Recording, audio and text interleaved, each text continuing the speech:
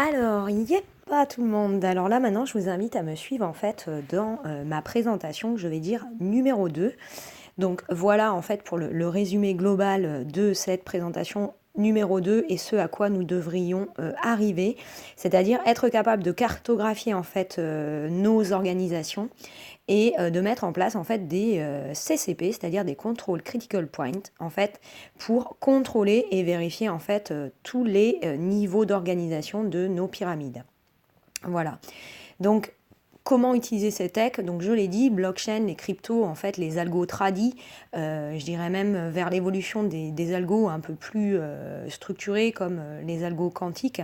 En fait, ça va mettre en place des ruptions en fait, de l'innovation qui présentent des risques et des opportunités. C'est ce à quoi veut mener mes réflexions, en fait. Réfléchir aux risques et aux opportunités, et notamment réfléchir au fait que est-ce que l'homme va être au service des algos ou alors est-ce que les algos vont plutôt être au service de l'homme? Et quel plan d'action, d'anticipation de gestion des risques on pourrait mettre en place? Donc dans ma précédente réflexion, en fait, donc la N0, donc là j'ai fait un petit cast audio d'introduction pour expliquer comment je dirais, de façon de survoler en fait ce qui pourrait être la définition des blockchains, des intelligences artificielles, des IoTS, des DApps, etc., etc. Qu'est-ce que c'est et à quoi ça pourrait servir?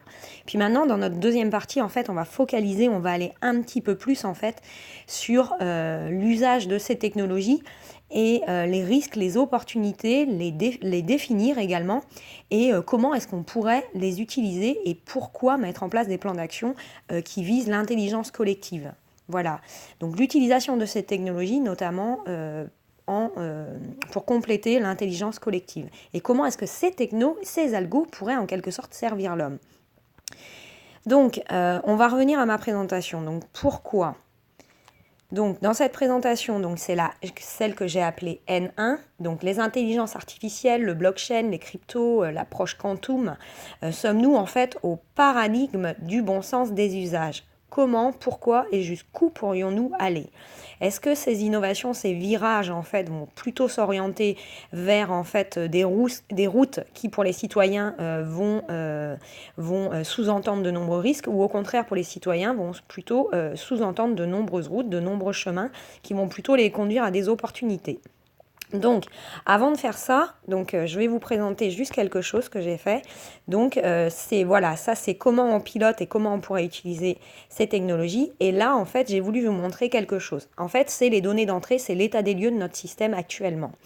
Donc en fait, si vous regardez l'introduction, c'est mes données d'entrée. En fait, cette pyramide que j'ai mise, en fait, elle représente nos organisations. Alors souvent, certains parlent de manipulation des foules, de l'œil, des francs-maçons, etc., etc. Donc moi, je pense qu'on est juste des êtres humains et qu'on a un cerveau reptilien et que forcément, donner plus à l'homme, il en voudra plus. Donc ça désorganise en fait l'équilibre de base de nos pyramides. Et donc là, aujourd'hui, on se retrouve dans une société où on a des montées de précarité, des montées de paupérisation, c'est-à-dire qu'on a encore plus de jeunes qui souffrent, qui se retrouvent à la rue. On a vraiment des gens qui se suicident. On a également des génocides par le financement, le blanchiment, les fraudes, le terrorisme, les escroqueries, les abus de faiblesse, etc., etc., les délits d'initiés. Donc en fait, on a notre système qui est un peu désorganisé. Donc dans ce système, si vous regardez complètement à gauche, j'ai représenté une pyramide. Le problème de cette pyramide, c'est qu'elle n'est pas équilatérale. En fait, elle est montée très très haut, cette pyramide. Donc en haut de la pyramide, vous avez en quelque sorte en haut de cette pyramide le point culminant. Donc c'est les monopoles, les oligopoles, ce qu'on pourrait appeler les oligarchies, ce qu'on pourrait appeler les élus, la République, les nations, les États. Appelez-les comme vous voulez, c'est très subjectif. Et puis en dessous, dans cette pyramide intermédiaire, en fait, on a effectivement les intermédiaires, à mon sens, les intermédiaires institutionnels, ou les intermédiaires, les tiers de confiance, institutionnels ou non institutionnels. Et puis en dessous, tout en dessous, on a une base qui est très étroite, qui est pas très large. Et le problème, c'est qu'en bas, les citoyens, ils sont complètement écrasés par l'amplitude qu'a pris en fait cette pyramide. Et la problématique de cette pyramide, c'est qu'on constate effectivement qu'on a un très fort contrôle qui est descendant, donc c'est-à-dire du haut vers le bas, mais malheureusement, on n'a pas de contrôle qui soit ascendant, c'est-à-dire du bas vers le haut. Et je dirais même des contrôles qui soient multidirectionnels, puisque c'est pour ça que j'ai mis que dans données d'entrée, en fait, on a une problématique en fait qui vise à restaurer l'équilibre de nos pyramides, en fait harmoniser les forces. C'est ce qu'on pourrait appeler restaurer l'homéostasie ou restaurer l'équilibre thermodynamique des forces. En fait, il faut mettre en place en fait des forces qui soient de même valeur en fait, à contre-courant, de même valeur et multidirectionnelles. Donc c'est pour ça qu'en conclusion, j'ai mis la donnée de sortie, c'est en fait cette petite pyramide et ce à quoi on aimerait tendre. Ce à quoi on aimerait tendre, en fait, c'est une structure pyramidale en fait qui est des bases qu'on va dire équilatérales. Donc que personne ne soit écrasé nulle part. Donc équitable, une relation gagnant à gagnant. Donc en fait, il faudrait mettre en face des forces de rayonnement, c'est-à-dire de contrôle, de supervision qui soient multidirectionnelles, descendantes, ascendantes et voire même transversales. Et en fait, les petits points verts que je vous ai mis, c'est les CCP, c'est les Control Critical Points.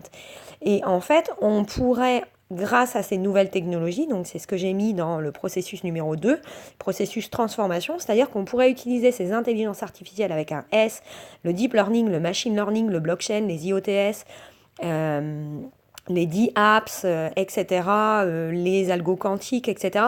Donc on pourrait utiliser toutes ces nouvelles technologies en fait tout simplement pour rééquilibrer notre système si on était capable de faire appel à notre bon sens. Et en fait on voit bien qu'aujourd'hui on a une destruction des emplois par ces innovations technologiques successives. On pourrait tout à fait imaginer que justement on rende le citoyen plus responsable, plus participatif dans la mise en place et le contrôle et supervision en fait de la République, des démocraties, des États, des nations, et en fait tout simplement on pourrait mettre en place en fait une nouvelle économie en fait qui vise en fait la tokenisation civique. C'est-à-dire que vous, par des systèmes internet, vous êtes capable d'agir, de voir, de contrôler, de proposer des plans d'action, de voter des lois, de donner votre avis sur des décisions, et en fait on viserait à mieux répartir le pouvoir. Et si on visait à mieux répartir le pouvoir, on pourrait remettre en place une pyramide qui soit un peu plus équilatérale. Donc voilà en données d'entrée et données de sortie. Données d'entrée, c'est mon introduction, mes données de sortie, c'est ma conclusion et ce à quoi on aimerait tendre. Et en fait, au-dessus, là, c'est ce qu'on pourrait appeler mon processus de transformation. C'est qu'est-ce qu'on utilise et comment on l'utilise, en fait, pour arriver à ces données de sortie. Voilà, donc en rouge, ici, vous avez l'input avec les données d'entrée. Et vous avez de l'autre côté ce à quoi il faut répondre, c'est-à-dire l'output, c'est-à-dire les données de sortie. Donc je vais essayer de vous faire les choses quand même simplement pour ne pas vous perdre. Donc en introduction en fait de ce deuxième sujet, moi je dirais en introduction, les révolutions technologiques, le blockchain qu'on associe aujourd'hui par exemple comme des crypto-actifs ou certains parlaient voilà, de valeurs immobilières, mobilières, etc., etc. Donc personne ne sait. Au fond, on ne peut pas anticiper et savoir comment les définir puisque de toute manière c'est l'usage qui en donnera la valeur. Aujourd'hui on spécule en fait sur ces crypto-actifs, mais aujourd'hui toutes les versions de ces technologies sont en test en quelque sorte. Aujourd'hui, il n'y a pas d'application concrète. Et donc forcément, l'utilisateur, le citoyen, n'est pas à même encore d'utiliser ces technologies. Donc par exemple, on pourrait donner des vraies valeurs à ces technologies. Des vraies valeurs, par exemple, de confiance, plus que de valeurs également, basées sur des cryptoactifs. Puisque comme je vous ai dit, on pourrait utiliser ces technologies, en fait, pour aider à rééquilibrer, en fait, l'équilibre homéostasique, thermodynamique de nos systèmes et éviter qu'on arrive à un effondrement et un chaos, en fait, tout simplement. Donc c'est ce que je vais mettre, c'est ce que je vais vous expliciter. Alors donc ces révolutions technologiques en fait, est-ce que ce sont au fond des artifices qui servent à nourrir les hypes, puisqu'aujourd'hui on en parle dans tous les médias, presque on ne sait pas si c'est de l'information ou de la désinformation. Alors est-ce que c'est une médiatisation qui est là juste pour nourrir les masses, juste pour les occuper, les divertir, juste pour divertir et répondre à nos curiosités? Est-ce que c'est là pour faire des buzz médiatiques ou au fond, est-ce que c'est pas issu de nos interprétations subjectives, humaines, puisque nous sommes des cerveaux reptiliens, et est-ce que ce que nous percevons est vraiment le reflet de la réalité? Tadadac. Peut-être que l'informatique quantique et les algos quantiques nous aideront à percevoir ce qu'est la matière réellement et remettront en question nos façons de voir les choses. Mais avant que ça arrive, les algos quantiques, on a déjà les systèmes blockchain, l'intelligence artificielle, le deep learning, le machine learning, etc., etc., qui vont déjà révolutionner en fait nos façons de penser, nos façons de consommer, de voir les choses, d'interpréter les choses, mais par exemple même de percevoir les choses. Voilà. voilà, donc est-ce que ces progressions technologiques, elles ont vraiment des prétentions et est-ce vraiment elles sont susceptibles de façonner nos vies immédiates et futures? Bah, c'est là où je vous invite à me suivre en fait sur mes réflexions qui sont peut-être subjectives et personnelles, mais qui pourra peut-être initier des réflexions un peu plus profondes basées sur l'intelligence collective, puisque je ne suis personne. Je ne suis qu'un être ADN et un tout petit cerveau parmi x milliards, dont les capacités sont fortement limitées et où mes opportunités pourraient être d'utiliser par exemple ces intelligences pour compléter, rationaliser mon intelligence, peut-être, qui sait, point d'interrogation. Donc bref, dans tous les cas, aujourd'hui, on constate quelque chose. C'est que force est de constater que nous, les êtres humains, nous caressons continuellement le rêve de maîtriser avec beaucoup d'énergie la complexité d'un monde qui nous a donné naissance. Peut-être. Point d'interrogation, qui nous a donné naissance? La théorie du Big Bang, d'où venons-nous? Qui sommes-nous? Pourquoi sommes-nous là? Tadadac. Alors, au fond, est-ce que nos volontés, c'est pas de nourrir une volonté malsaine au fond? Est-ce que c'est sain de vouloir toujours savoir, de vouloir comprendre? Et en plus, est-ce que nous percevons bien les choses et nous interprétons bien les choses? Puisque je vous rappelle que si vous avez déjà fait des neurosciences cognitives et que si vous êtes un fervent adepte de neurobiologie, de neuroendocrinologie et autres, que vous êtes familier en fait avec le système nerveux de la vision, vous êtes capable de comprendre que indirectement en fait, ce que nous percevons est façonné par notre petit ordinateur qui est propre à notre constitution ADN, quoi. Voilà, notre codage, notre transposition, nos traductions, l'expression de nos gènes, de notre ADN. Donc voilà, donc est-ce que ce que nous percevons est vraiment le reflet de la réalité? Est-ce que nous ne devrions pas réapprendre pour mieux apprendre? Peut-être, qui sait? Est-ce que ces innovations technologiques vont nous permettre de le faire? Je ne sais pas. Donc en fait, le propre à notre nature humaine, en fait, il faut être conscient que tout repose en fait sur notre cerveau reptilien et qu'on a des phases de conscience, des phases d'inconscience, on a des éléments du soi, du non-soi, on a de l'inné, on a de l'acquis et qu'il y a beaucoup de choses qui, chez nous, en fait, sont mises en place de par des influenceurs directs, indirects, dans nos macro ou micro-environnements, etc., etc. Donc en fait, est-ce qu'au fond, en fait, on note le sens qu'on donne à nos vies, en fait, c'est pas tout simplement de répondre à une envie qui soit complètement primaire, qui est l'envie de dominer, de survivre à tout prix. En fait, le propre de la survie de l'espèce, en fait, c'est ce qui conditionne le fonctionnement de nos cerveaux reptiliens. Comme par exemple aujourd'hui, en fait, l'importance de l'argent et de la finance est telle qu'il y a une confusion sur le fait que aujourd'hui, pour vivre, il faut avoir de l'argent. Voilà. Donc voilà, est-ce que c'est pas complètement irrationnel au fond? Est-ce qu'on va pas, à notre perte, de croire que l'argent est le moteur de toutes les guerres? Je ne sais pas, point d'interrogation. Donc, quid du risque de ne pas utiliser notre simple bon sens, notre rappel à la rationalité, notre système de rétrocontrôle positif ou négatif, comme dans notre hypothalamus, nos neuroglandes endocrines, celles qui, dans notre corps, nous permettent de survivre. Quand on sort de l'équilibre et qu'on mange beaucoup trop de chocolat ou de bonbons, on a un retour à la glycémie normale grâce à notre corps, voilà. Donc, est-ce que nous aussi, il ne faut pas qu'on opère par jeu de rétrocontrôle positif et négatif, soit on accélère, soit on freine, en fait. Pourquoi? Pour viser l'amélioration continue et peut-être ne pas trop perturber notre système, parce que nos systèmes parfois gardent l'empreinte de ce qu'on lui a fait, et par exemple, vous pouvez avoir des séquelles à long terme indirectement, quoi. Et ça peut indirectement limiter votre espérance de vie. Donc je ne sais pas, point d'interrogation. Donc quid des opportunités de réfléchir, d'opérer par une gestion des risques collective plutôt que de viser des gestions des opportunités qui soient trop personnalisées, trop centrées sur notre petit uni-nombril, mais qui est si beau. Et voilà, et plutôt essayer de viser en fait des opportunités qui soient collectives. Parce que dans la pyramide que je vous ai présentée, le problème c'est que cette pyramide elle est tellement haute et la base elle est tellement étroite en fait qu'on a vraiment la mise en place de forts monopoles, génopoles. Parfois même on parle de lobbying, etc. On peut tout imaginer. C'est très subjectif, mais enfin bon bref, tout ce qu'il est à noter à mon sens, c'est pas qui a fait quoi, c'est aujourd'hui comment on en est arrivé là. Voilà, et comment est-ce qu'on fait pour établir un équilibre et comment on devient responsable. Voilà.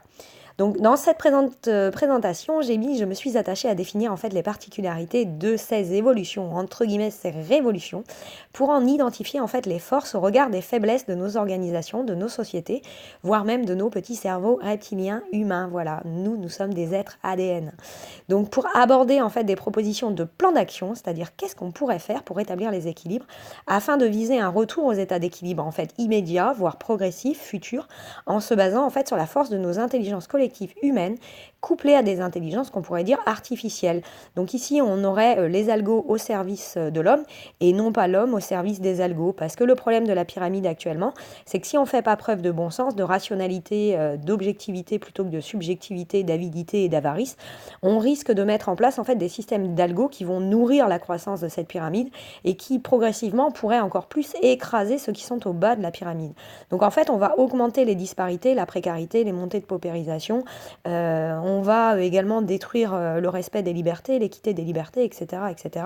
Voire même, on va aller à l'encontre de la Déclaration universelle des droits de l'homme, qui dit que chacun a droit à la santé, sécurité, sûreté, qu'on doit protéger notre environnement et qu'au fond, en quelque sorte, si un toit et une habitation principale doit être quelque chose qui doit assurer santé, sécurité, sûreté à chacun des êtres vivants, par exemple, la propriété privée, c'est quelque chose qui pourrait être conféré à chaque naissance. Chaque enfant devrait avoir un toit, un lieu qui le protège et personne et aucun huissier ou aucun gouvernement ou aucune banque ne pourrait viser lui prendre sa propriété parce que ce serait mettre en péril sa survie, etc., etc. Donc pour établir l'équilibre, on pourrait tout imaginer. Donc quel but et quel objet? Voilà. Ma présentation, en fait, elle vise à quoi? Elle vise à nourrir, peut-être stimuler des réflexions, des créativités, voire des créativités collectives, parce que j'ai pas la science infuse, donc vous pourriez avoir des solutions qui soient collectives, plus participatives, qui pourraient aider bien des êtres humains, en fait, et éviter qu'il y ait des êtres humains qui souffrent au jour d'aujourd'hui. Donc voilà. Pourquoi? Parce que les créativités collectives, elles pourraient aider à mettre en place, en fait, une gestion qui soit plus qualité, plus protection de l'environnement, plus protection de nos vies, tout simplement. En harmonie, vivre ensemble et en harmonie dans le respect des uns et des autres, avec un petit peu plus d'empathie, se mettre à la place des autres en fait. Ceux qui sont en haut de la pyramide devraient être capables de considérer en fait ce qu'est la vie de ceux qui sont en bas de la pyramide.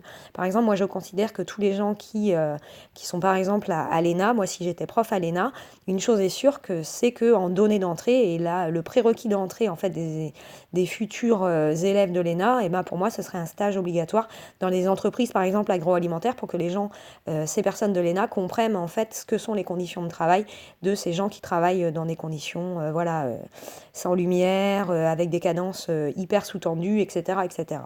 Donc en fait, être capable de se mettre à la place de ceux qui sont en bas de la pyramide, tout simplement. L'empathie. Donc voilà, allez. Qu'est-ce que j'ai mis? Alors je travaille sur mon smartphone parce que j'ai pas d'ordi, donc je vous raconte pas mes yeux, ça fait mal. Donc le but de la présentation, voilà, c'est de stimuler en fait des gestions des risques, opportunités, avec des scénarios qui soient collectifs. Pourquoi? Parce que l'intelligence collective permet de se rapprocher des scénarios, pour moi, les plus probables. Parce qu'on a tous des scénarios avec des probabilités et des subjectivités en termes de probabilité, mais si on fait la sommation de tous ces scénarios, en fonction des X milliards d'individus sur cette planète, par bon sens, en fait, par des patates de probabilité, on pourrait se rapprocher des scénarios les plus probables en fait, ceux qui seraient capables de se produire, avec une plus grande probabilité d'occurrence, je vais dire. Donc en fait, c'est un exercice hautement difficile de cette présentation, en fait, qui repose sur le fait qu'il est quasi impossible pour un être humain de prétendre à un exercice parfait d'objectivité et de rationalité, car dans notre monde, tout est fondé sur nos perceptions, interprétations inconscientes. Voilà pourquoi je vous ai parlé du système nerveux visuel, ça en est qu'un exemple. Voilà. Je vous invite à me suivre en fait sur mes travaux de recherche, je ne vais pas dire recherche, je vais plutôt dire mes réflexions, mes essais d'objectivité. Donc, définition, comment ça marche et à quoi ça sert, toutes ces technologies, ces intelligences artificielles et notamment le blockchain. Alors, comment ça marche le blockchain? Donc, allez voir ma présentation de niveau 1, un peu présentation pour les nuls par une nulle, j'ai envie de dire, parce que voilà, j'ai pas la prétention de savoir, mais j'aimerais comprendre, donc d'où mes réflexions. Donc, mes mots-clés, en fait, c'est autour de ces techs, bien sûr, c'est la définition des blockchains, définition définition des blockchains, c'est quoi? C'est en quelque sorte des chaînes de blocs qui reposent sur quoi? Des sciences mathématiques, des sciences informatiques, des algos, des protocoles, des bases de données qui sont potentiellement dupliquées à l'infini, qui vont implémenter des registres distribués dont la sécurité peut être mise en place par des propriétés cryptographiques, etc., etc., clés privées, clés publiques, voir comment elles sont générées, quelle technologie, SAA 256, etc., etc. On peut aller très loin. Je vous invite à me suivre dans ma 3e présentation si aller plus loin vous intéresse. Je définirai un peu plus profondément en fait qu'est-ce qu'il y a sous ces technologies.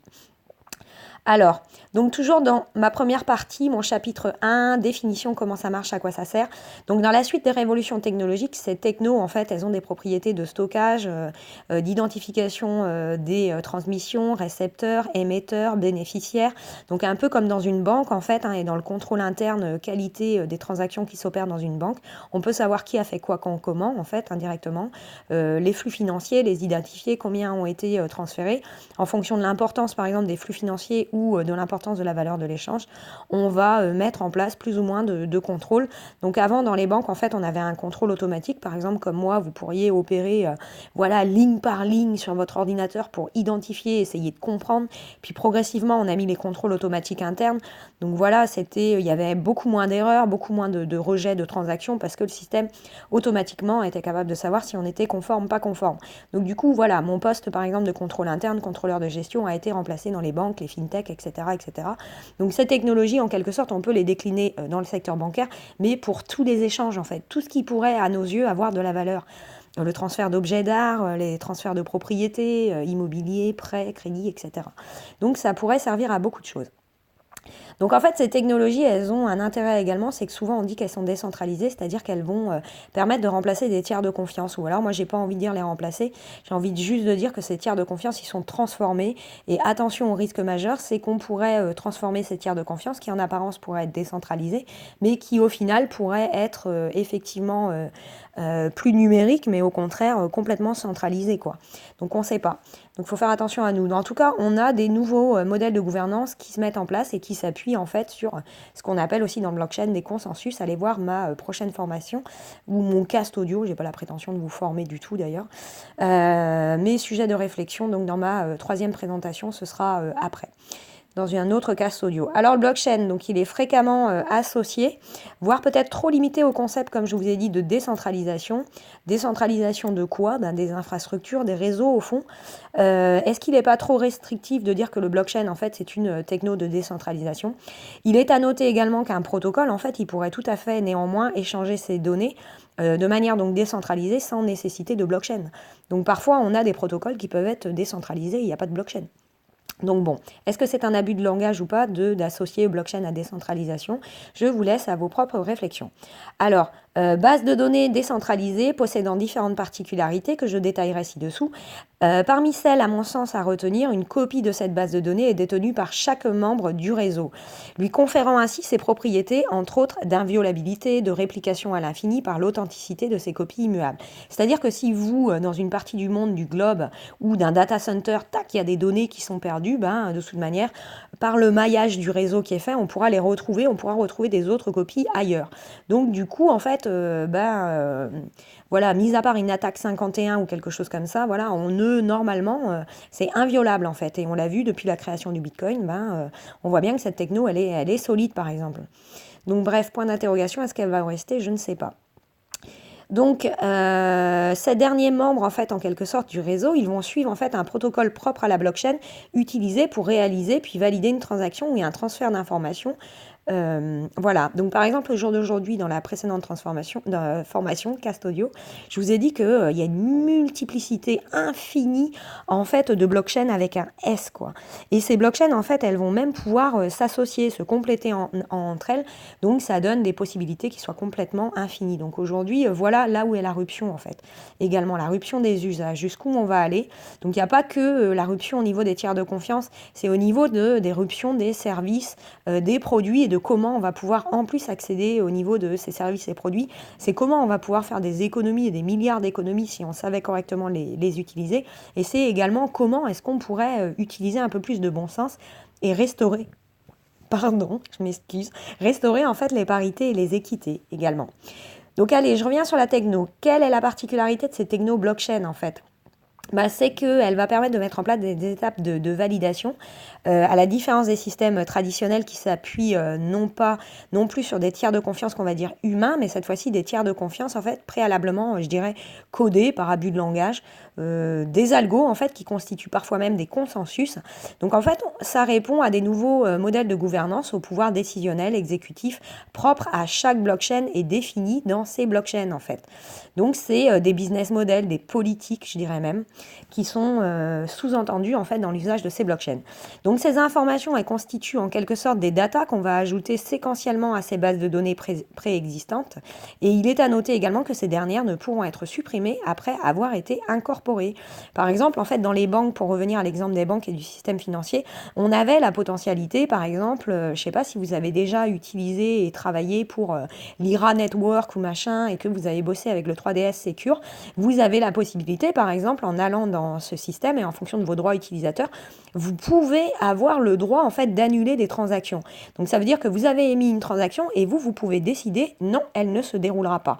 Voilà, c'est un tiers de confiance, par exemple l'IRA Network ou alors moi, le contrôleur interne, qui a décidé que non, on ne répond pas aux exigences de contrôle de sécurité, donc moi j'annule la transaction. Donc avec le blockchain, ça c'est pas possible justement. Donc en fait, c'est unidirectionnel. Une fois que la transaction, elle est validée par les mineurs, elle s'est opérée, elle est traçable, elle est stockée par la traçabilité des datas et on ne peut pas la remettre en question.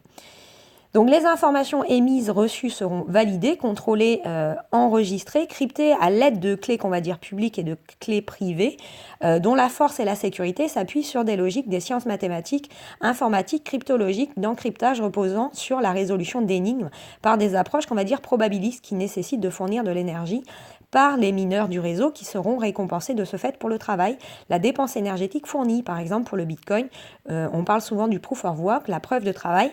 Donc, néanmoins, en risque à côté, c'est le risque environnemental, risque de dépendance, d'être électricité dépendant. Si on fait péter les data centers, si on coupe l'électricité, voilà, on perd complètement la valeur de ces cryptoactifs ou voire même de cette technologie puisqu'on ne peut plus tout simplement l'utiliser.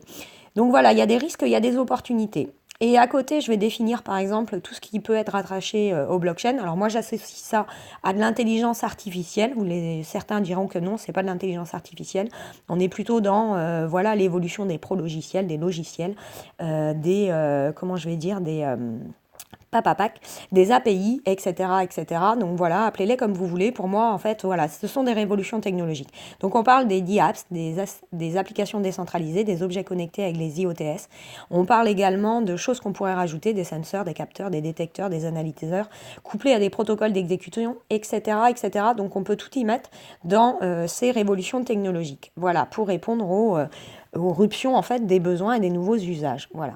Alors quelles promesses et quel paradigme? Point d'interrogation toujours dans notre première partie. Le blockchain en fait et les blockchains, j'ai envie de dire les intelligences artificielles, ils offrent en fait, et je dirais même par exemple les algos quantiques bientôt, ils nous offrent en fait des promesses d'un monde qui soit plus décentralisé, sans tiers, sans intermédiaire, avec moins d'intermédiaires, point d'interrogation, avec d'autres formes d'intermédiaires qui soient moins humains, plus automatisés. Donc on va vers l'éruption des modèles de gouvernance qui soient dites traditionnels, vers l'éruption des business models de nos modes de gouvernance, vers une société en fait potentiellement plus co-responsable, participative. Proactive, plus responsable, etc., etc., point d'interrogation. Donc, en quelque sorte, vers la ruption de nos vies, dont les règles, en quelque sorte, seraient pilotées, contrôlées, supervisées par les codes, les algos. Alors, soit c'est nous qui implémentons ces algos dans un premier temps, ou soit ces algos sont capables d'auto-apprentissage, d'auto-learning, de deep learning, et en fait, après, ils seraient implémentés par eux-mêmes. Donc, au début, nous, les algos, c'est nous qui les maîtrisons, et d'un second temps, par exemple, la singularité, c'est ce que, principe de Vermore et autres, les principes de singularité, les risques liés à la singularité, c'est que les algos, en fait, pourraient nous contrôler. Ils pourraient tellement apprendre de nous qu'ils pourraient prendre, en fait, le dessus sur nous. Donc, ça présuppose d'anticiper une bonne gestion des risques pour être sûr que ça n'arrive jamais et que l'être humain, en fait, garde toujours le pied sur la pédale de frein et que quand il le décide, il puisse stopper la machine, en fait, tout simplement. Voilà. Donc, voilà pour les promesses et le paradigme. Donc, vers la rupture de nos modèles de gouvernance, la rupture des business models de nos modes de gouvernance, vers des sociétés potentiellement plus auto-co-responsables, vers la rupture de nos vies dont les règles seraient pilotées, contrôlées, supervisées par les codes. Ça, je vous l'ai dit. Donc, puis bientôt, en fait, l'exploration quantique. Alors, l'exploration quantique, c'est les promesses de renverser à nouveau nos vies, voire même nos perceptions, parce que l'approche quantique va nous permettre, en fait, par la physique quantique et par plein de choses, je dirais même la chimie également, d'approcher en fait la structure de la matière et je dirais même l'approche spatio-temporelle des différents états de transition de la matière. C'est-à-dire que par exemple avec l'informatique usuelle, en fait, notre ordinateur usuel, on a une série de chiffres de 0 à 1. Avec l'informatique quantique, en fait, on est capable de prendre compte que en fait, on peut avoir des suites de 0 et 1.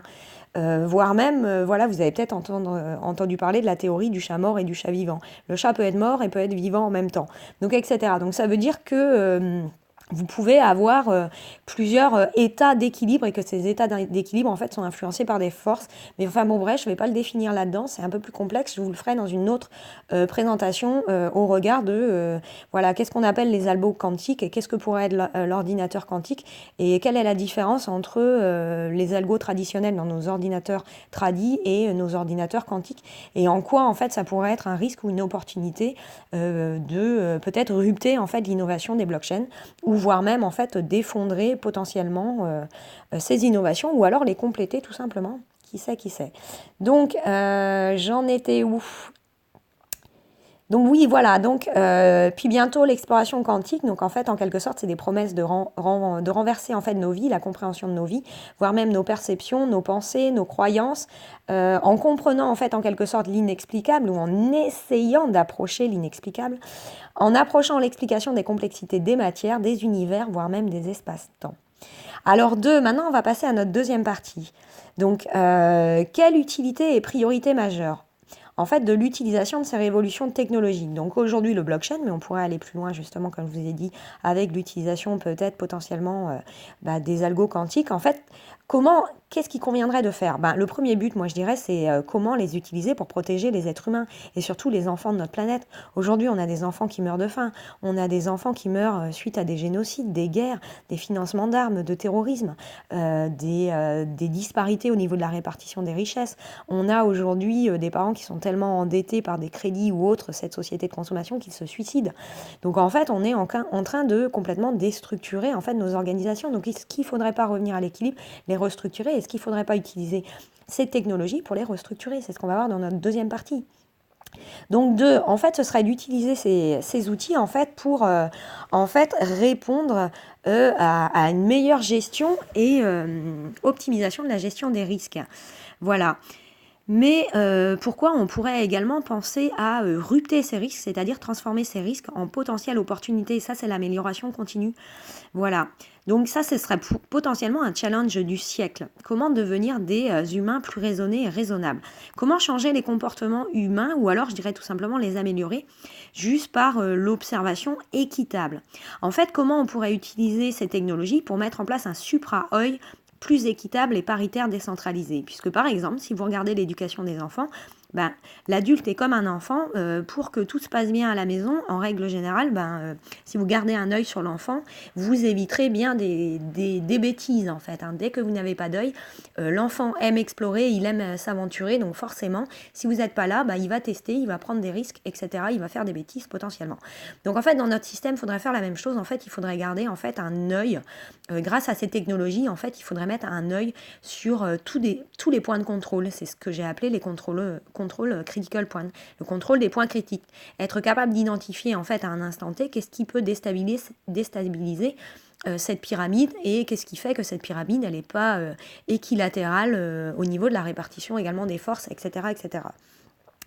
Donc, mettre en place un supra-œil ou prendre l'opportunité de mettre en place en fait un supra-œil qui soit également donc étatique, mis en place par les plus hauts de la pyramide, mais également mis en place et contrôlé par ceux qui sont plus bas de la pyramide.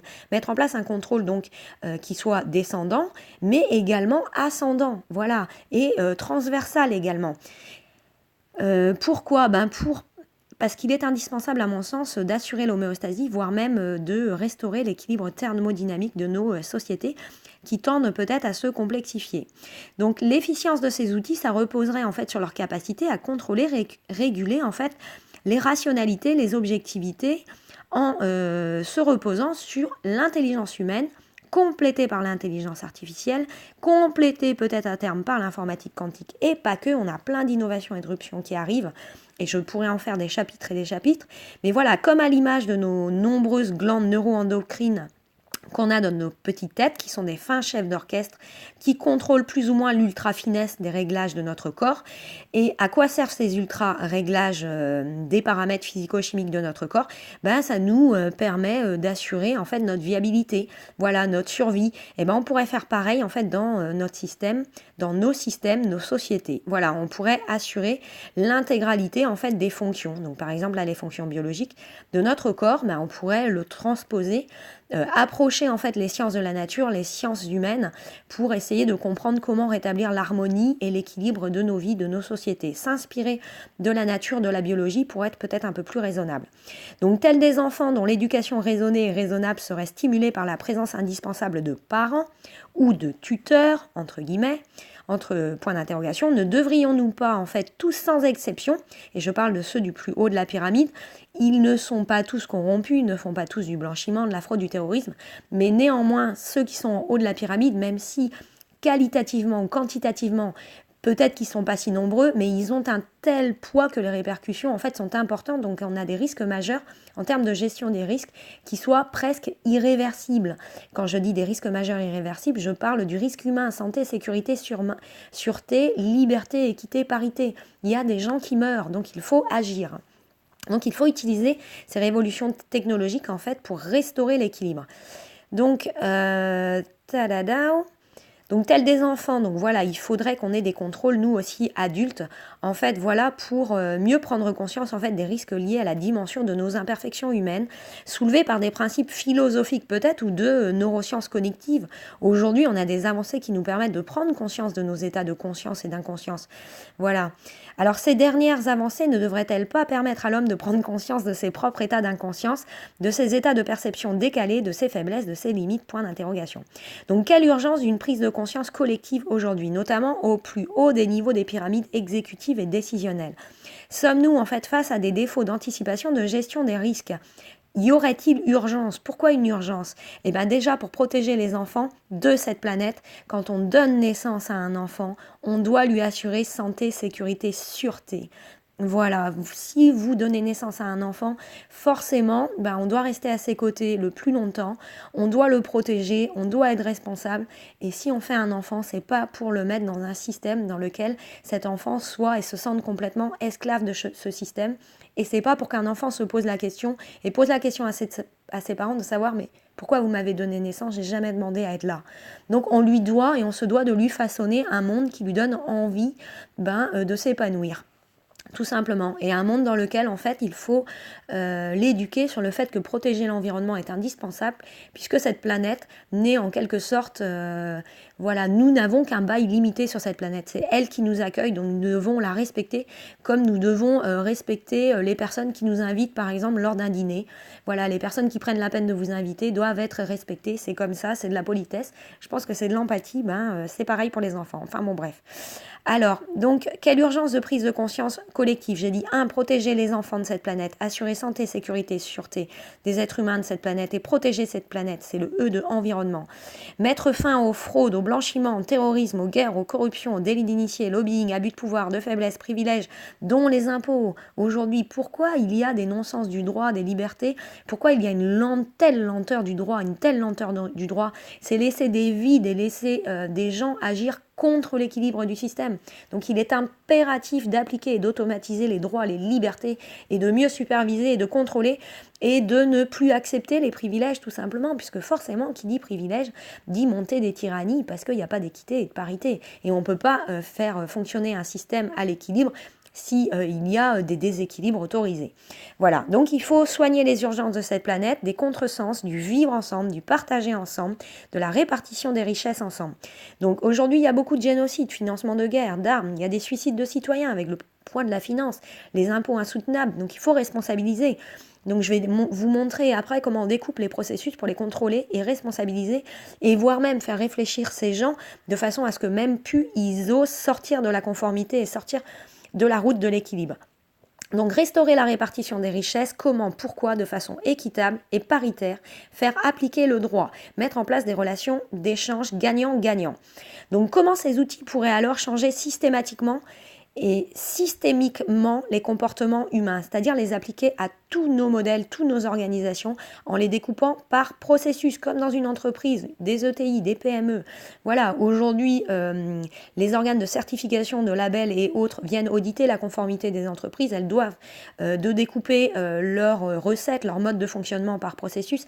Dans nos institutions, nos États, nos gouvernements, on devrait faire la même chose.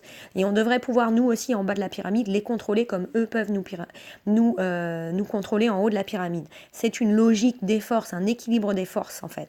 Voilà. Donc le but en fait c'est de mettre en place donc un monde plus juste, plus équitable, vivre plus qualité, plus sécurité, plus environnement et plus vivre ensemble tout simplement. Donc grâce à cette technologie, on pourrait identifier, tracer, savoir, contrôler, auditer, vérifier les non-conformités à tous les niveaux de nos pyramides institutionnelles. On pourrait même anticiper proactivement que ces non-conformités n'arrivent à terme si on procédait par amélioration continue. On pourrait donc renverser et rééquilibrer ce qu'on pourrait appeler de temps en temps être Big Brother. Voilà, Big Brother d'en haut nous regarde, mais en bas on pourrait également regarder. Donc il y aurait un équilibre des Big Brothers. Donc effectivement les forces en fait pourraient nous permettre devraient être rééquilibrées. On devrait contrôler du haut vers le bas, mais aussi surtout du bas vers le haut pour établir l'équilibre de la parité, l'équité des droits et des libertés. Alors maintenant, on passe au chapitre 2, exemples et applications. Comment procéder pour établir l'ordre, revenir à l'équilibre vers les homéostasies plus saines grâce à cette technologie? On pourrait appliquer une gestion des risques opportunités sur nos modèles de fonctionnement gouvernementaux, étatiques, et infiniment mis en place sur d'autres modèles de fonctionnement, par exemple des modèles de fonctionnement avec des processus citoyens, payer ses impôts, créer une entreprise, des processus famille, éducation, etc., social, automatisation des prestations sociales avec le KYC du citoyen. Donc vous aurez tout automatisé, plus simple. Et là, ce serait équitaire, paritaire parce que tout serait gratuit. Et si vous méritez des allocations, vous les aurez automatiquement. Il n'y aura plus besoin de faire des dossiers, etc., etc., ou de perdre des allocations parce qu'on s'aperçoit qu'avec la pyramide des âges, il y a beaucoup de personnes qui aujourd'hui ne savent pas utiliser le numérique, qui ne sont pas des digital natives et qui en fait perdent le bénéfice de leur allocation acquise parce qu'ils ne savent pas administrativement faire des démarches parce que le poids des démarches est trop lourd. Donc il y a beaucoup d'intérêts et on pourrait imaginer et transposer à l'infini ces intérêts.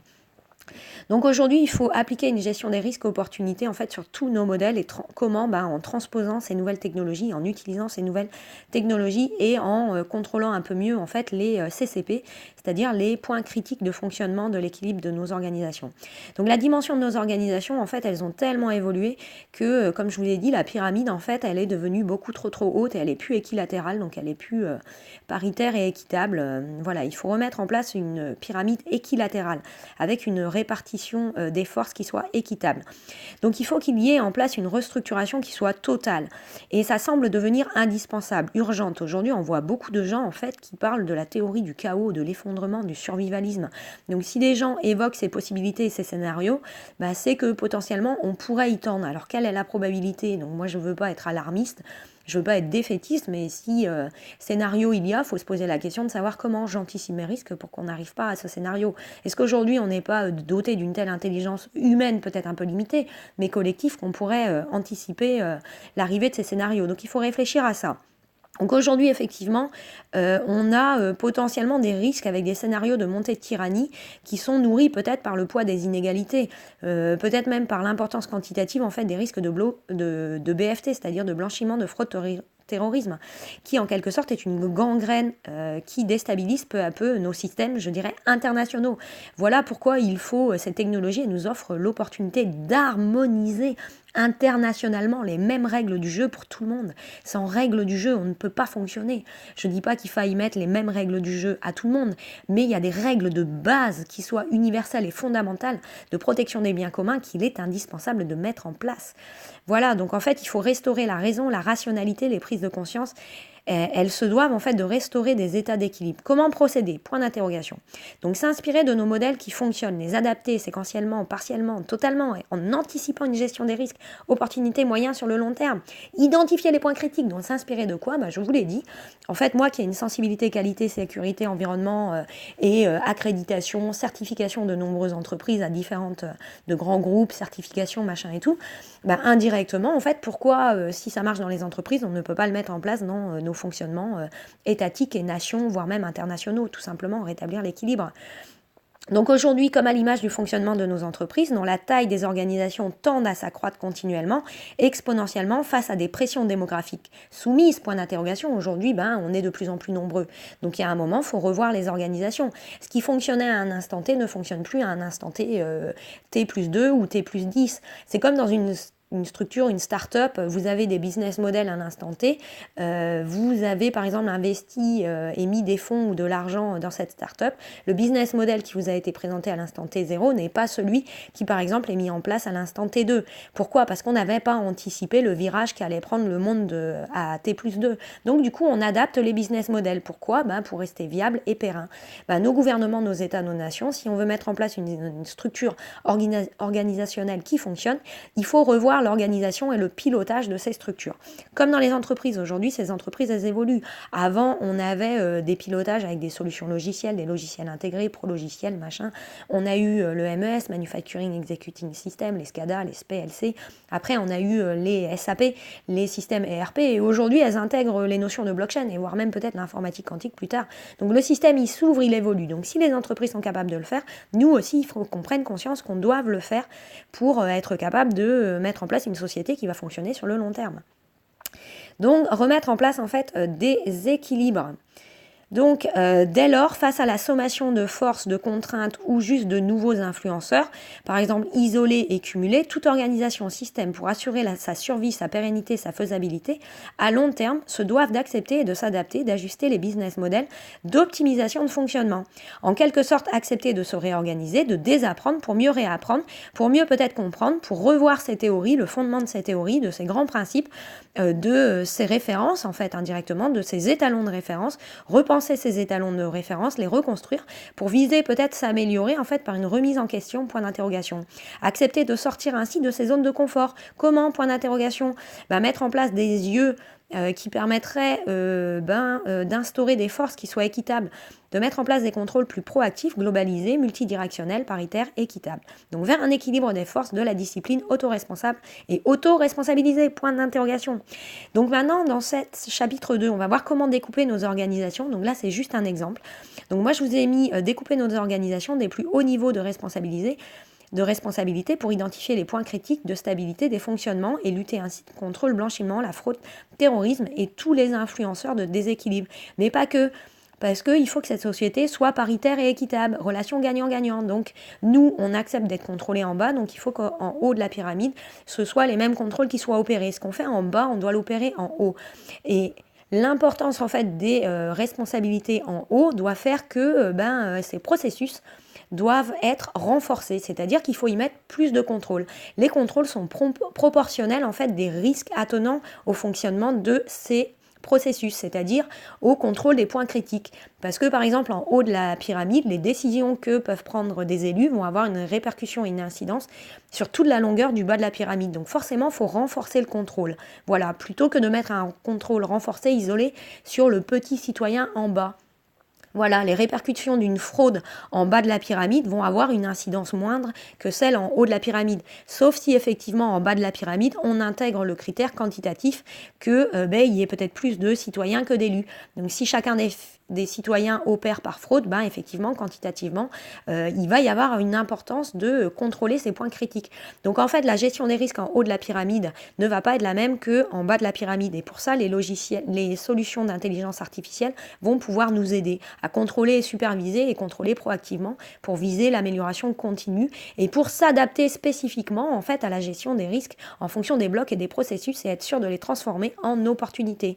Et là, on est dans l'amélioration continue. Donc en fait, pour mettre en place, comment je vais dire, ce pilotage par management de processus, je dirais selon le modèle de Porter, en fait, ce sont des chaînes de valeur. Donc on va tout découper en blocs. Dans ces blocs, on va avoir des sous-blocs.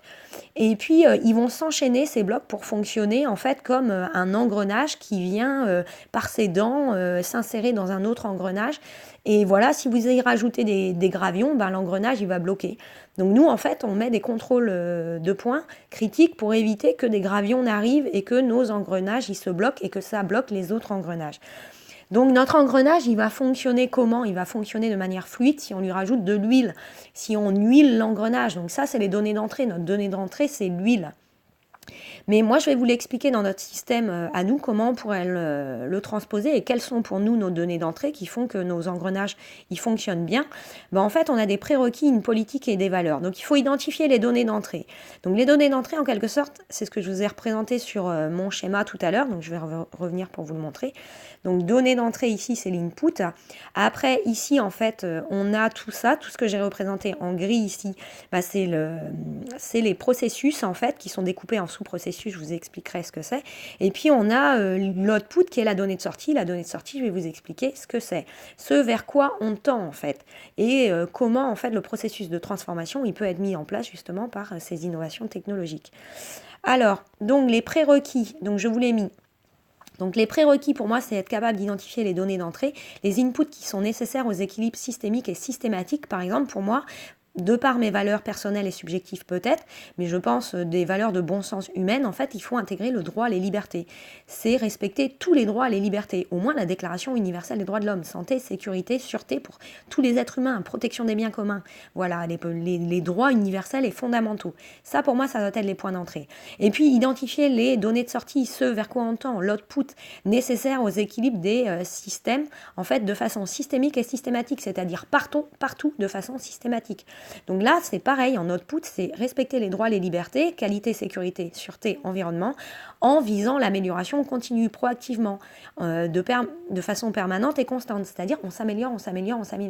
C'est-à-dire qu'avant, on met du temps pour détecter les non-conformités, mais quand on vise l'amélioration continue, c'est qu'on est capable de les anticiper. Comme je vous expliquais tout à l'heure dans une banque, moi, avant, pour contrôler des non-conformités, malheureusement, le client, il était lésé parce que j'avais quelquefois des appels et c'est le client qui me disait « Hey, j'ai eu des transactions en double, en triple, il y a eu un problème. » Et il était déjà lésé parce qu'on lui avait déjà retiré 2 à 3 fois l'argent. Donc c'était des erreurs en fait technologiques ou voire même des erreurs humaines qui se retrouvaient répercutées en fait sur le client. Donc là en fait il n'y a plus de répercussions parce que justement dans l'amélioration continue, on serait capable d'anticiper et le système il bloque automatiquement ou alors le citoyen lui par son activisme, il est capable en fait d'aider à anticiper que des risques ou des non-conformités apparaissent. Donc voilà, on est proactivement et de façon permanente dans l'amélioration continue. Et ça nous permettrait de retourner progressivement vers un système normal qui ne fonctionne plus en mode dégradé. Donc c'est la normalité systématique des processus qui aujourd'hui sont dégradés. Par exemple, pour moi, la pyramide que je vous ai représentée tout à l'heure, ça pourrait être en fait un macro-processus dégradé. Voilà, le processus de nos organisations systémiques est dégradé. Notre pyramide n'a pas des bases équilatérales, n'a pas des forces de contrôle qui soient équivalentes. Donc pour moi, ça fonctionne en mode dégradé. Dégradé, pourquoi? Parce qu'on tend vers les montées de tyrannie, voire même l'effondrement et le chaos peut-être.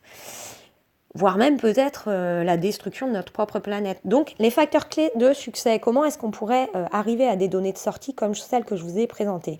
En fait, il faudrait un mélange de prise de conscience, c'est-à-dire un mélange de co-conscience, de sagesse, de responsabilisation, d'empathie, de remise en question, point d'interrogation.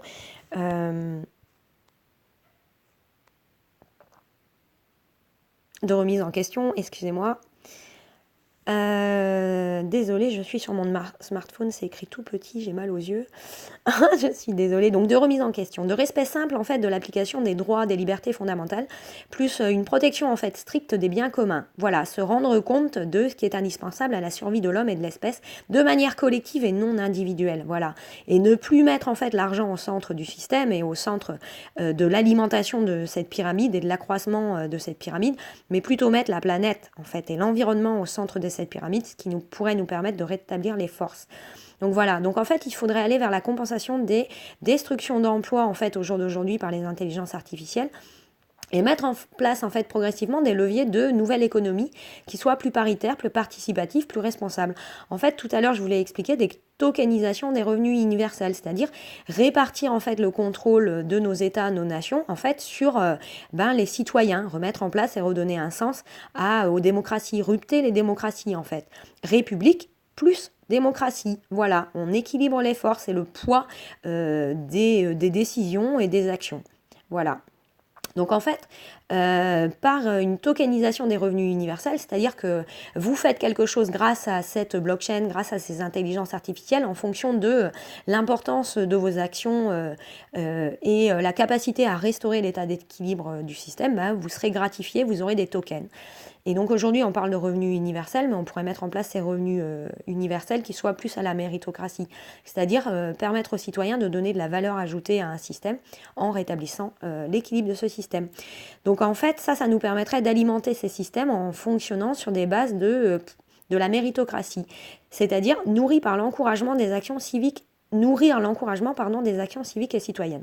Par exemple, je vous expliquerai dans ma troisième présentation qui va beaucoup plus loin sur ce qu'il y a vraiment dans ces technologies, mais on pourrait mettre en place un Proof of Civism, un CCP World, donc un contrôle des points critiques en fait par une force de travail collective, une sorte de système de récompense de travail qui soit basé en fait sur la volonté du citoyen de participer à la supervision et au contrôle collectif autoresponsable des points critiques majeurs qui pourraient imputer les stabilités des systèmes et des processus, qui pourraient imputer la santé, sécurité, sûreté en fait des citoyens, protéger même l'environnement. Donc comment on pourrait le découper? Donc alors je reviens. Donc ici en fait vous avez vu, j'ai 3 blocs que j'ai mis en grisé. Le premier point grisé en fait c'est ce qu'on pourrait appeler, donc ce bloc grisé là, hop, je vous le mets ici, c'est ce qu'on pourrait appeler en fait en quelque sorte les processus de management, c'est le pilotage du haut. Puis en dessous, on a tout ce qu'on appelle processus de réalisation. C'est d'un autre bloc grisé. Et puis en dessous, en fait, on a les processus support. Les processus support, je pourrais dire que c'est tous les processus qui nous permettent de vivre, de nous alimenter. Ça pourrait être les productions énergétiques, les productions alimentaires. Ça pourrait être les productions qui vivent à assurer la santé, les médicaments, le pharmaceutique. Donc contrôler les productions de A à Z et ouvrir en fait la possibilité d'accéder au contrôle de ces systèmes. Donc dans le processus de management, c'est nous être capables de piloter le haut des pyramides. Dans le processus de réalisation, c'est être capable de contrôler le bas des pyramides. Et les processus support, ça pourrait être les processus qui nous permettent de vivre, en fait, de nous alimenter, ou alors de dispenser des produits-services. Ça pourrait être nos tiers de confiance à qui on fait appel, qu'on pourrait mettre dans ce processus support, et qui eux aussi ont des points critiques de fonctionnement. Voilà, aujourd'hui, si vous faites appel à un avocat, il faut être sûr que ces avocats, ils répondent à des exigences de déontologie, de professionnalisme qui soit professionnel. Donc, il a des obligations. Donc, par exemple, on pourrait identifier les points critiques de certains avocats. Par exemple, dans le système traditionnel, il faut invoquer et solliciter des bâtonniers. En fait, on pourrait faire à terme que ces bâtonniers soient plus nécessaires puisque chacun dans ses processus support pourrait, sur ces systèmes en fait open source et ouverts et décentralisés, donner son avis, une opinion sur un tiers de confiance, sur sa conformité, sa non-conformité. Et si ce dernier n'est pas conforme, ça remonte en haut du processus de management, pilotage des hauts. Et là, par exemple, on pourrait mettre en place des décisions qui soient juridiques ou dans les tribunaux, ou voire même destituer, par exemple, ce tiers de confiance. Voilà.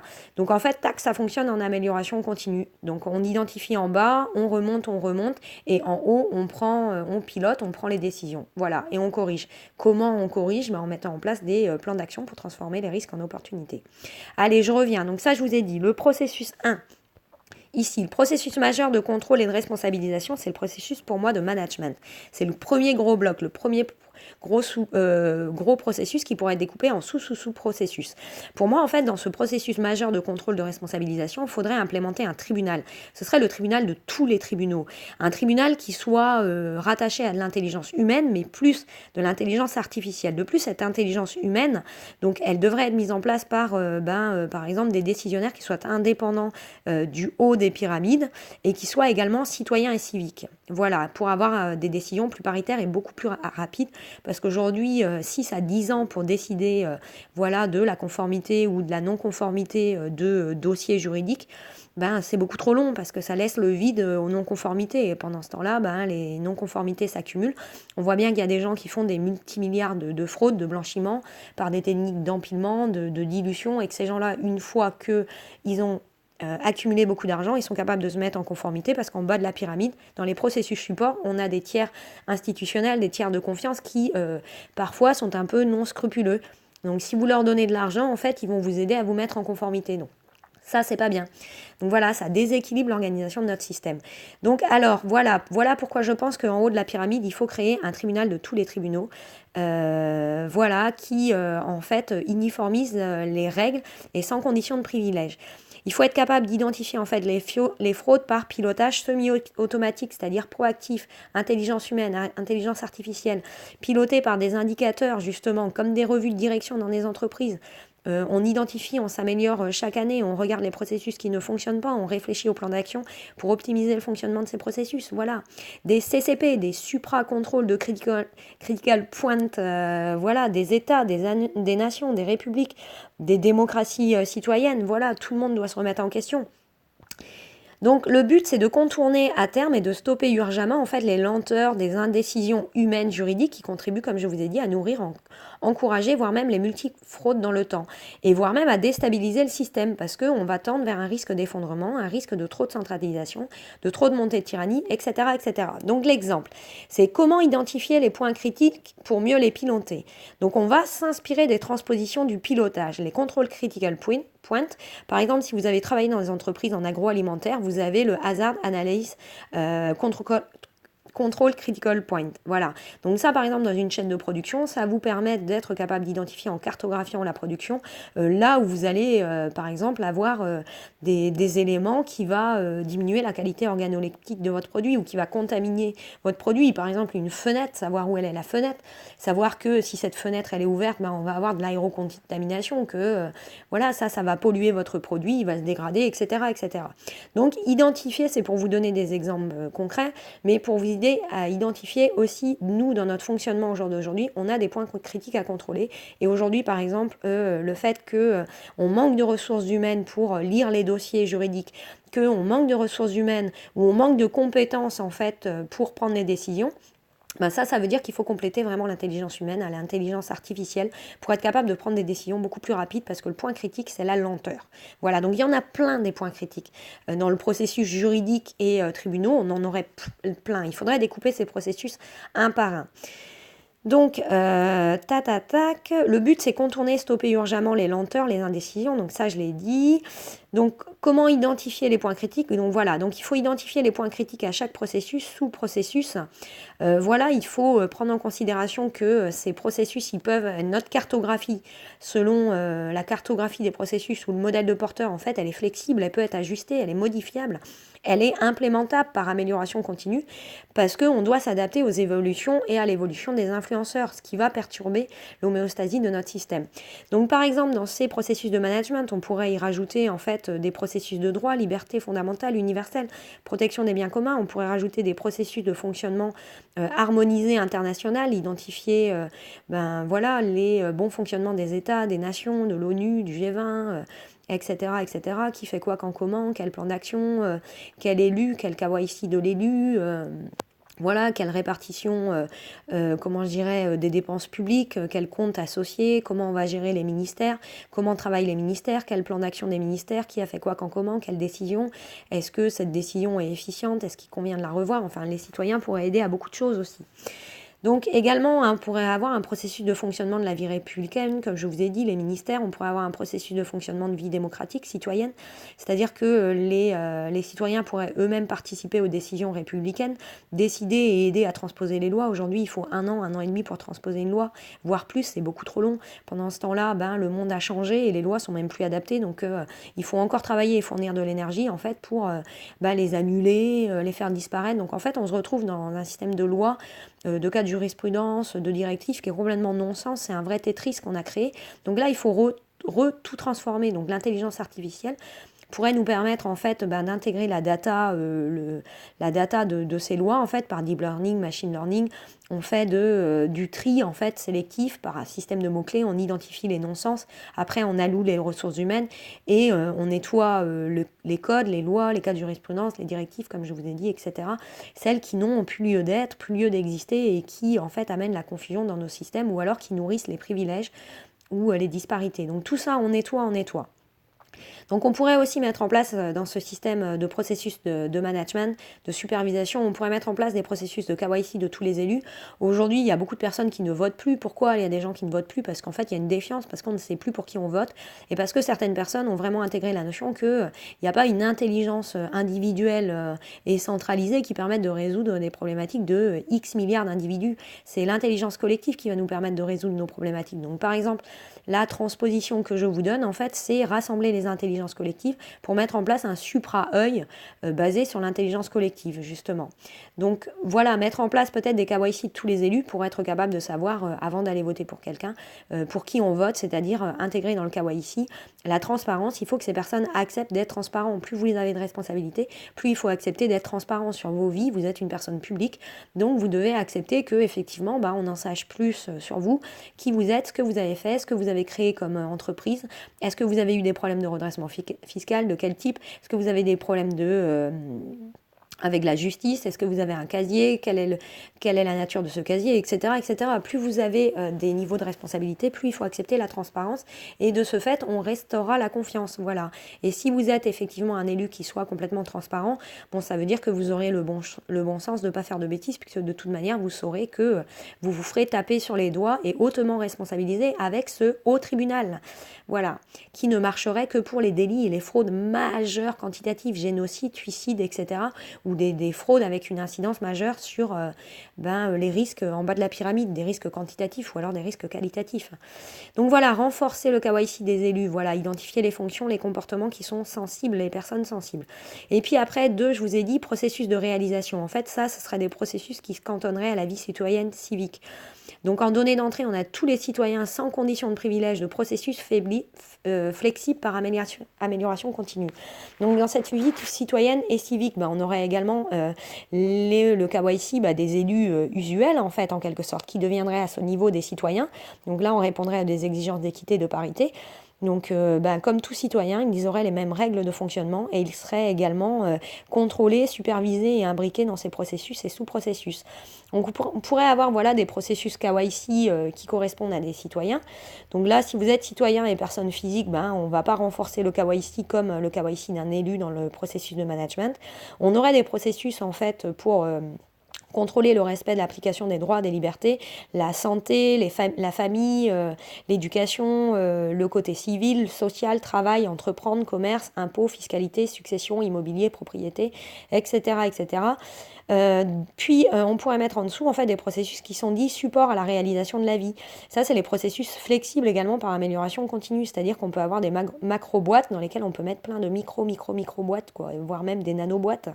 Donc ces processus, en fait, moi je les rassemblerais en disant que ce sont des processus qui vont concourir à l'équilibre de vie citoyenne, dont les processus qui vont fournir l'ensemble, par exemple, des services, des produits nécessaires à la stabilité des fonctions vitales, santé, sécurité, sûreté, en protection de l'environnement, du vivre ensemble dans la fraternité, équité, parité.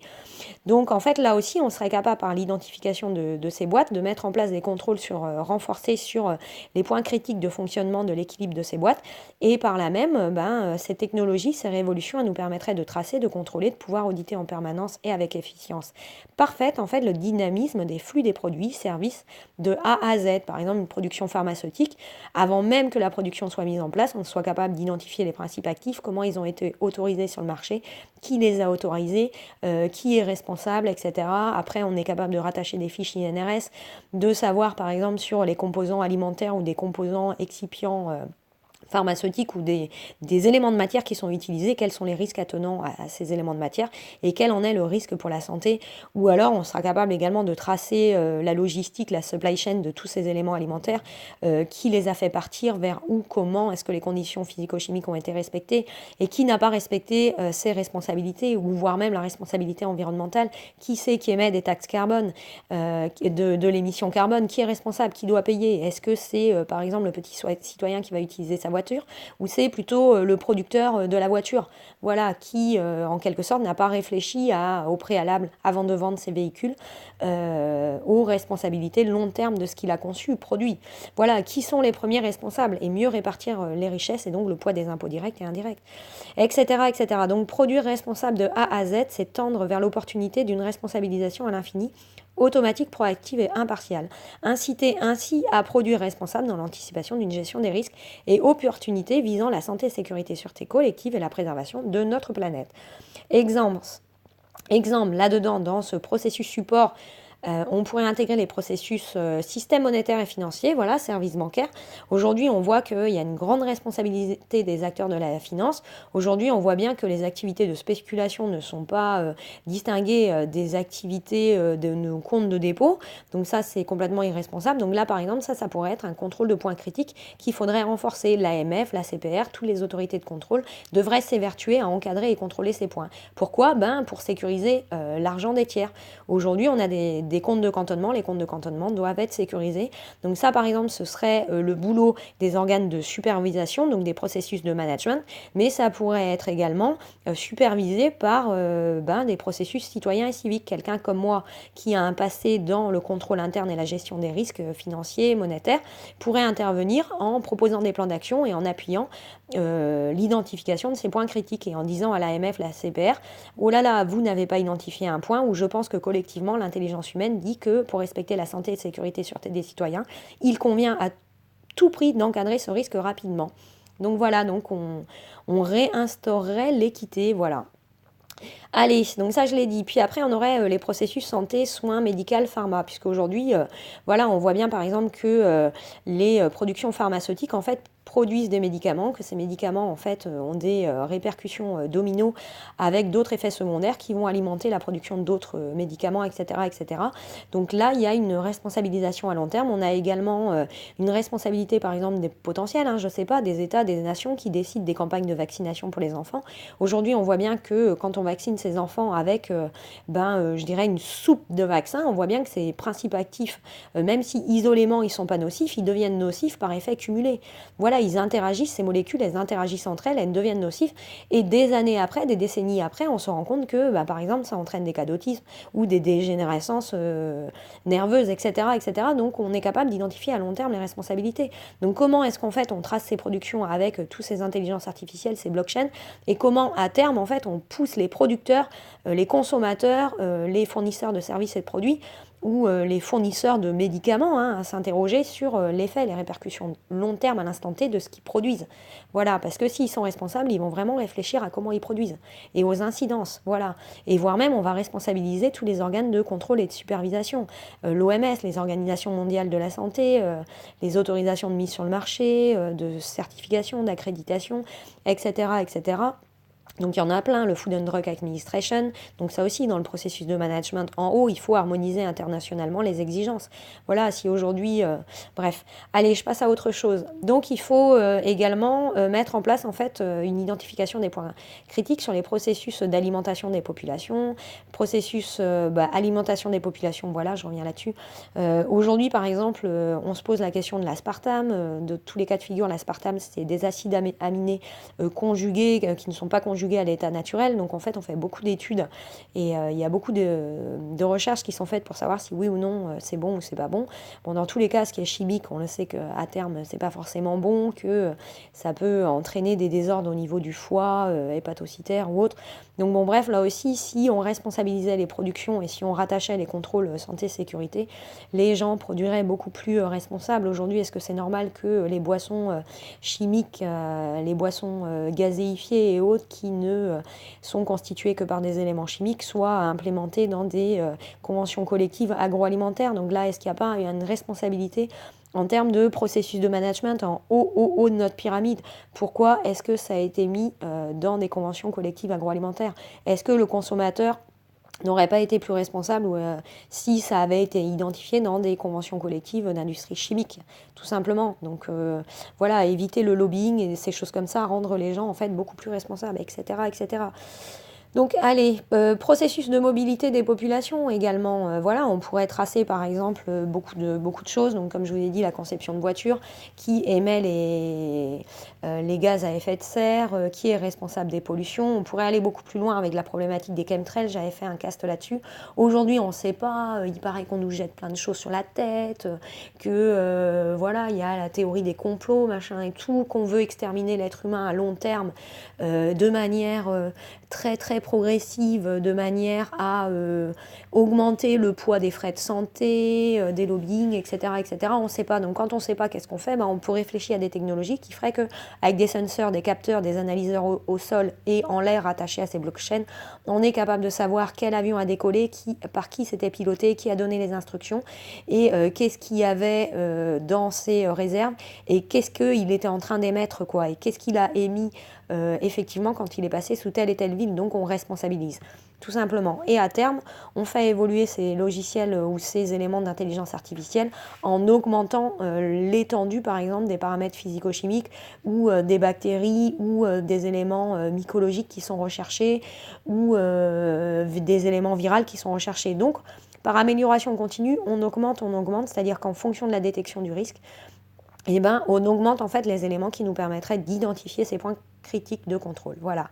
Et puis on pourrait mettre en place des processus de création de valeur ajoutée qui soient beaucoup plus citoyennes. Donc là aussi, comment on contrôle les points critiques et qu'on laisse faire en fait les créations de valeur ajoutée.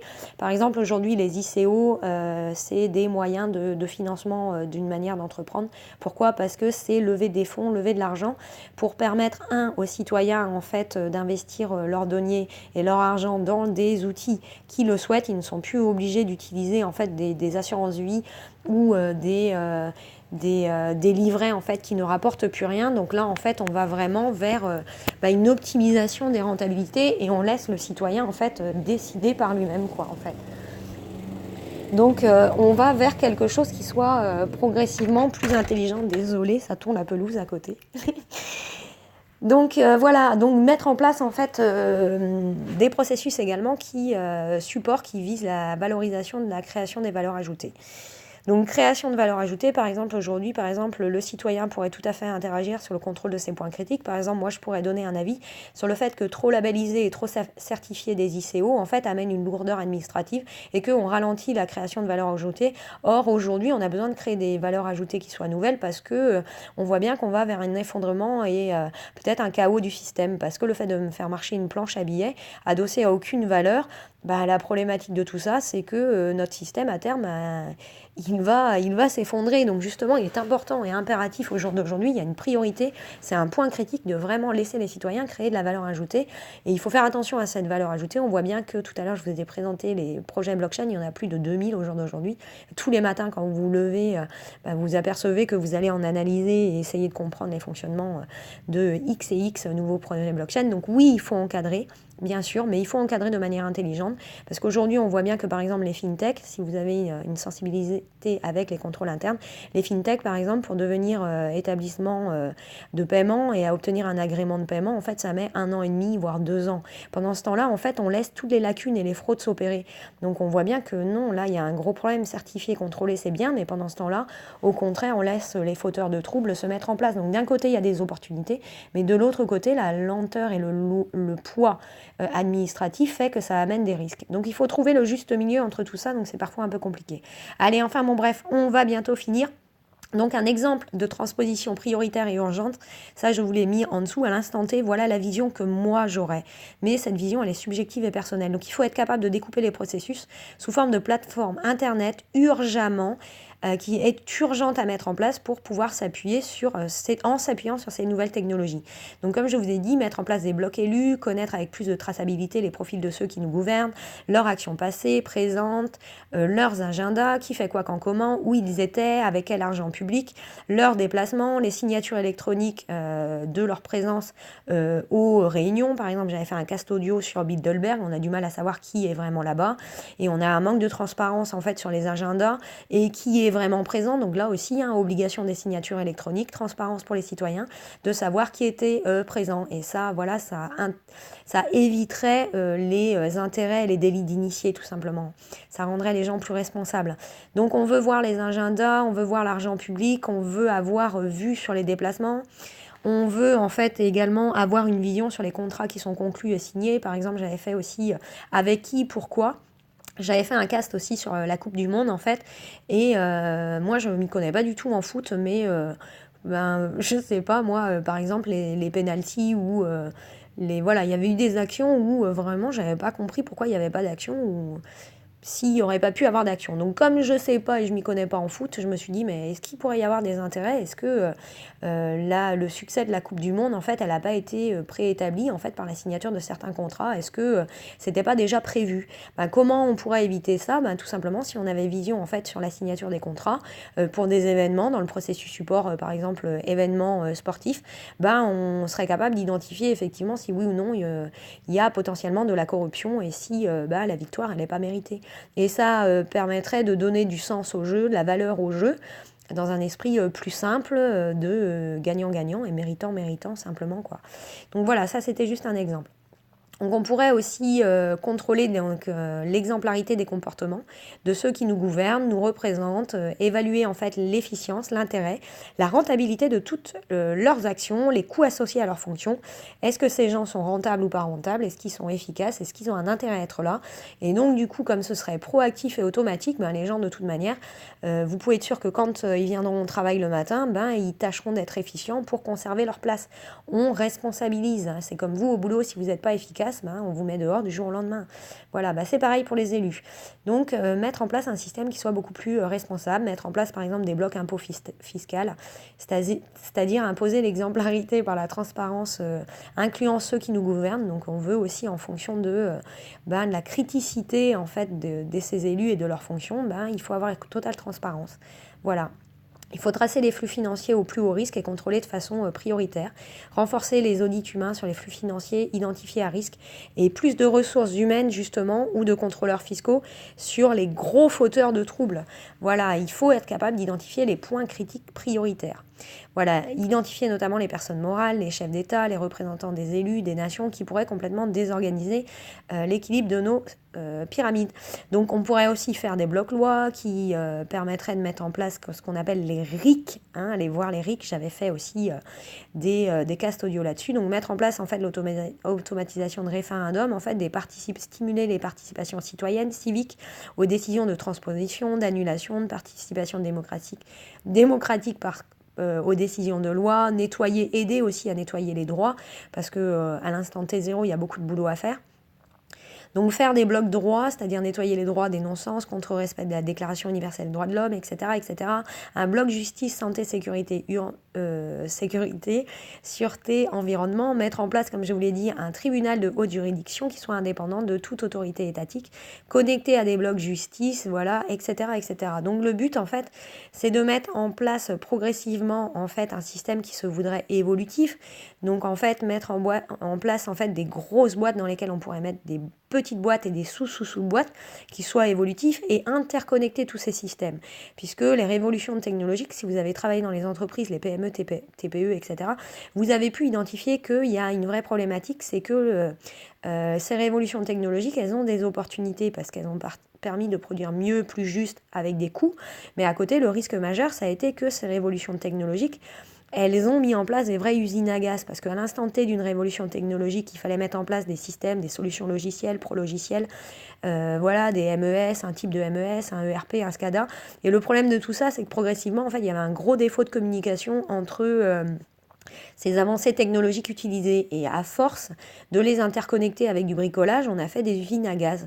Donc ces entreprises ont dépensé beaucoup de budget pour rester viables et pérennes, pour au final mettre à la poubelle en fait tous ces systèmes et s'orienter maintenant en fait sur les révolutions par exemple blockchain. Ou alors certaines ont bien anticipé la gestion des risques et ont su penser long terme sur le fait qu'il fallait réfléchir à la possibilité d'interconnecter tous ces systèmes. Donc certaines ont perdu de l'argent et voilà, ont décliné, d'autres ont pu s'adapter justement et elles ont perduré.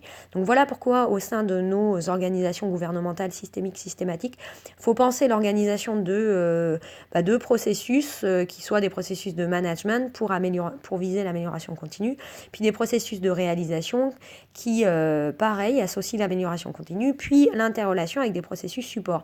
Donc moi j'ai mis des petites flèches bidirectionnelles de communication, mais en fait ces flèches directionnelles, elles doivent être partout. J'aurais pu en présenter partout. Et puis l'espèce de, comment je dirais, panneau interdit que j'ai mis là, c'est partout. Eux, ils pourraient être partout en fait. Ces panneaux d'interdiction. Ils sont représentés à chaque processus, donc macro-processus ou micro-processus. Et l'amélioration continue consisterait justement à rajouter la finesse de ces de ces points de contrôle, justement plus proactif, plus démocratique, et c'est là où l'intelligence humaine pourrait aider, parce que dans les premiers temps en fait on pourrait piloter par de l'intelligence humaine associée à de l'intelligence artificielle pourrait apprendre de l'intelligence humaine, elle pourrait en fait approfondir son contrôle interne, et on pourrait rajouter des points critiques. Donc ça c'est pour les opportunités, mais le risque majeur c'est de garder un pied pour arrêter justement la force de ces algos, et pour que les intelligences artificielles ne prennent pas domination sur les intelligences humaines. Voilà. Alors donc processus de management, c'est pilotage du haut de la pyramide. Processus de réalisation, c'est le pilotage et le contrôle des